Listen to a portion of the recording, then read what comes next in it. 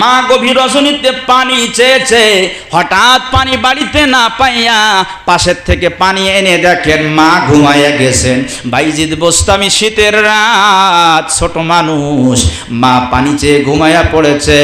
একদিকে মা ঘুমাইয়া পড়েছে, মাকে আর ডাকে না।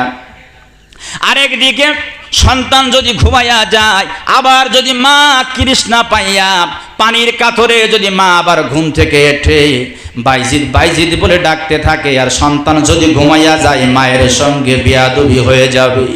এই ভয়ে ছোট্ট মানুষ পানির পেয়ালাটা, পানির গ্লাসটা হাতের মধ্যে নিয়া মায়ের মাথার কাছে চুপ করে বাইজিদ বোস্তামি দাঁড়িয়ে আছে। দুঃখিনী মা শেষ রাত্রিতে যখন সজাগ হয়ে গেছে, ঘুম চেতন হয়ে গেছে, দেখাইয়া দেখে বাইজিদ হাতের মধ্যে পানির পেয়ালা নিয়া ঠপ ঠপ করে কাঁপতেছে।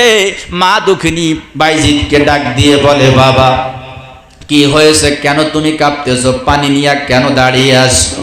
বাইজিদ বলে, মা গো, গভীর রজনীতে পানি চেয়েছো, পাত্রে পানি না পাইয়া বাইরে গেলাম পানি আনতে, পানি নিয়ে এসে দেখি তুমি ঘুমাইয়া পড়েছ, তোমার কাঁচা ঘুম আমি জাগাইতে পারলাম না, আবার পানি রেখেও আমি ঘুমাইতে পারলাম না, তোমাকে সম্মান করলাম, ও মা তোমার প্রতি আমি রেসপেক্ট করলাম। মা জননী পানির গ্লাসটা হাতের মধ্যে নিয়ে ভিশু বাইজিদকে কোলের মধ্যে নিয়া চুমা দিয়া আদর করে সোহাগ দিয়ে গরম বিছানার পরে শোয়াইয়া মা দুঃখিনী ওযু তৈরি করে তাহাজ্জুদের নামাজ আদায় করেন।